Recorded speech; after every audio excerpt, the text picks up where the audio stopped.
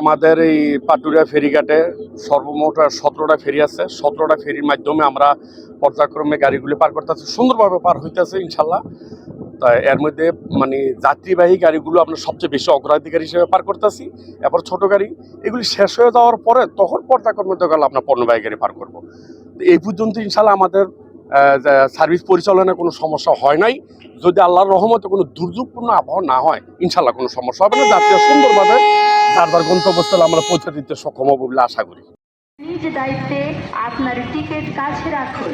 তাই চলে আসুন, ফেরিতে উঠবেন না। আমাদের ফেরি পর্যাপ্ত আছে। টিকিটের মূল্য 5